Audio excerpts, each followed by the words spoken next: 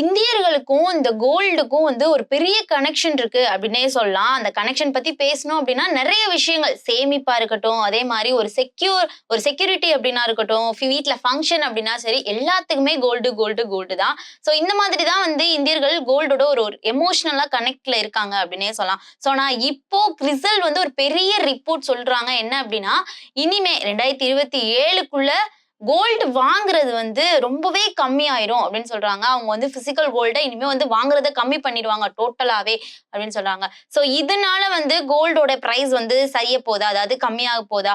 இல்ல மக்கள் வந்து இனிமே கோல்டு வாங்கவே மாட்டாங்களா? அவங்களுக்கு அந்த அந்த கோல்டு மேல இருக்க அந்த ஒரு ஆர்வமா இருக்கட்டும், ஒரு ஆசையா இருக்கட்டும், இது எல்லாமே கம்மியாயிருச்சா அப்படின்னாலும், சோ இதுக்கு பின்னாடி என்ன மாதிரியான சேஞ்சஸ் எல்லாம் நடக்க போகுது? ஏன் வந்து கோல்டு மக்கள் வாங்க மாட்டாங்க அப்படின்ற ரிப்போர்ட், அதாவது பிரெடிக்ஷன் சொல்றாங்க அப்படின்றத இந்த வீடியோல டீடைலா பார்க்கலாம். முதல்ல இந்த ரிப்போர்ட்ல என்ன சொல்றாங்க, அதாவது ரிசல்ட் ரிலீஸ் பண்ண இந்த பிரெடிக்ஷன்ல என்ன சொல்றாங்க அப்படின்னா, 2027க்குள்ள இந்தியாவுல 2027 ஸ்டார்ட் ஆகுறப்போ இந்த 2027க்குள்ள இந்தியாவுல கோல்டு ஜுவல்லரி வாங்குற அந்த பெர்சன்டேஜ் வந்து 13 to 15% வரையும் வந்து கம்மியாகும் அப்படின்ற மாதிரி தான் வந்து சொல்றாங்க.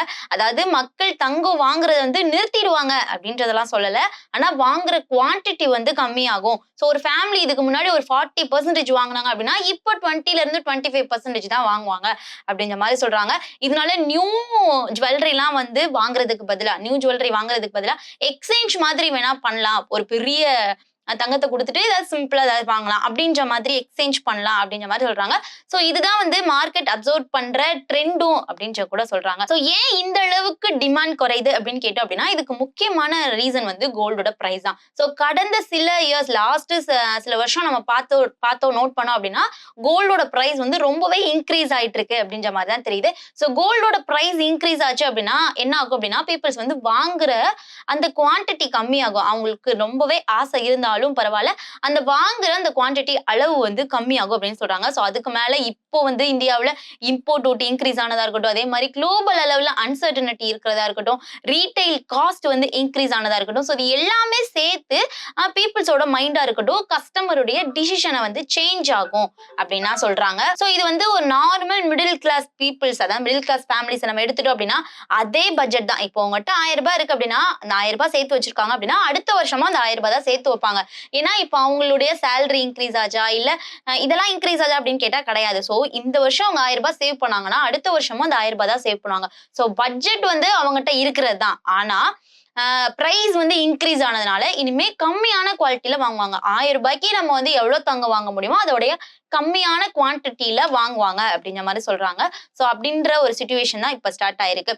சோ மக்கள் வந்து கோல்டு வந்து டோட்டலா விட்டுடுவாங்களா அப்படின்னு கேட்டா, இது வந்து ரொம்பவே முக்கியமான பாயிண்ட்னே சொல்லலாம். ஏன்னா எல்லாரும் இதை கேட்ட உடனே சொல்றாங்க என்னன்னா, கோல்டோட வேல்யூ வந்து முடிஞ்சிருச்சு, கோல்டோட சீன்லாம் அவ்வளோலாம் இல்லை அப்படின்ற மாதிரி சொன்னாலும் ரியாலிட்டி அது கிடையாது. ஏன்னா மக்கள் வந்து இன்னும் கோல்டெல்லாம் விட்டுட்டுலாம் போக மாட்டாங்க. எதுக்கு எடுத்தாலும் கோல்டு தான். ஏன்னா கோல்டு ரொம்பவே ஒரு கனெக்டிவிட்டியா இருக்கிற மக்கள் தான் வந்து இந்திய மக்கள். ஸோ வாங்குற அந்த மெத்தட்ஸ் எல்லாம் வேணா சேஞ்ச் பண்ணலாம். இப்ப வாங்குற முறை எப்படின்னா, இப்ப ஹெவி ஜுவல்லரி வாங்குறதுக்கு பதிலா அவங்க லைட் வெயிட்டான ஜுவல்லரி வாங்கலாம். சோ நியூ பர்ச்சேஸ்க்கு பதிலா வந்து எக்ஸ்சேஞ்ச் மாடலை வந்து அவங்க யூஸ் பண்ணலாம். சோ அதிகமான கிராம்ஸ்ல, அதாவது குவான்டிட்டி ரொம்ப அதிகமான 10 கிராம் 20 கிராம் வாங்குற அந்த இடத்துல கம்மியான கிராம்ல ஒரு 5 கிராம் 6 கிராம் அந்த மாதிரி குவான்டிட்டியை கம்மி பண்ணி வாங்குவாங்க.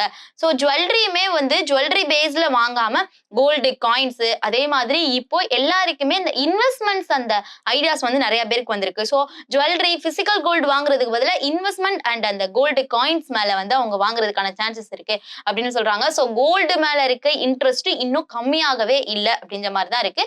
சோ ஆனா ஸ்பெண்டிங்கோடைய அந்த டைமா இருக்கட்டும், ஸ்பெண்டிங் பேட்டர்னா இருக்கட்டும், இதெல்லாம் வந்து சேஞ்ச் ஆகும். ஸோ நெக்ஸ்ட் வந்து இப்போ இந்த டிமாண்ட் குறைய போகுது. ஸோ அவங்களுக்குமே வந்து ஆர்வம் வந்து கம்மியாகுது, குவான்டிட்டி குறைய போகுது. ஸோ இதனால கோல்டோட பிரைஸ் வந்து கம்மியாகுமா அப்படின்னு கேட்டோம் அப்படின்னா, டிமாண்ட் குறைஞ்சா விலை வந்து உடனே குறையும் அப்படின்ற கேரண்டி எல்லாம் கிடையாது. ஏன்னா டிமாண்ட் குறைஞ்சா கண்டிப்பா வந்து அதோட பிரைஸுமே கம்மியாகும். ஆனா கோல்டோட பிரைஸை பொறுத்த வரையும் இந்தியா மட்டும் டிசைட் பண்ணும் அப்படின்றது கிடையாது. ஸோ குளோபல் எக்கனாமிக், அதே மாதிரி central banks, dollar movement, Jio politics, இது எல்லாமே வந்து இன்ஃப்ளூயன்ஸ் பண்ணி தான் வந்து கோல்டோட பிரைஸை டிசைட் பண்றாங்க. ஸோ அதனால டிமாண்ட் ஸ்லோ ஆச்சு அப்படின்னாலும் அதே நேரம் பிரைஸ் வந்து ரொம்பவே ஸ்ட்ராங்கா தான் இருந்துட்டு இருக்கு. ஸோ இது எல்லாத்தையும் வச்சுதான் கோல்டோட பிரைஸை வந்து நிர்ணயிக்க முடியும். அதாவது இந்தியாவில் ஓவர் டிமாண்ட் ஆச்சு அப்படின்னா, டிமாண்ட் கம்மியாச்சு அப்படின்னா பிரைஸ் குறையும் அப்படின்ற மாதிரி சொல்ல முடியாது அப்படின்னு சொல்றாங்க. சோ இந்த ஓவரால் ரிப்போர்ட்ல வந்து புரிஞ்சுக்க வேண்டிய என்ன விஷயம் அப்படின்னா, நம்ம இந்தியர்களை பொறுத்தவரையும் தங்கத்தை விட்டு வெளியே வரவே மாட்டாங்க அப்படின்ற ஒரு உண்மை எல்லாருக்குமே தெரியும். சோ விட்டு வெளியேறவும் இல்ல. சோ அதனால தங்கத்தை வாங்குற ஸ்டைல மட்டும் தான் சேஞ்ச் பண்ணிருக்காங்க. சோ ஃபியூச்சர்ல கோல்டோட அந்த லக்ஸுரி மாறுமா மாறாதா அப்படின்றத கமெண்ட்ஸ்ல சொல்லுங்க. சோ அதே மாதிரி மார்க்கெட் என்ன மாதிரியான சிச்சுவேஷன்ல இருக்கு, கோல்டு மார்க்கெட்டை பொறுத்தவரையும் என்ன மாதிரியான சிச்சுவேஷன்ல இருக்கு, சோ மக்கள் என்ன மாதிரியான மாற்றத்தை நோக்கி போறாங்க அப்படின்றத மறக்காம கமெண்ட்ஸ்ல சொல்லுங்க. மோர் இன்ஃபர்மேஷனுக்கு நம்ம சேனலை ஃபாலோ பண்ணிக்கோங்க. மேலும் ஈடி தமிழ் சேனல்ல வரப்போகும் பிசினஸ் மற்றும் அது ரிலேட்டடான வீடியோவை பார்க்க உடனே கீழே இருக்க சப்ஸ்கிரைப் பட்டனை கிளிக் பண்ணுங்க.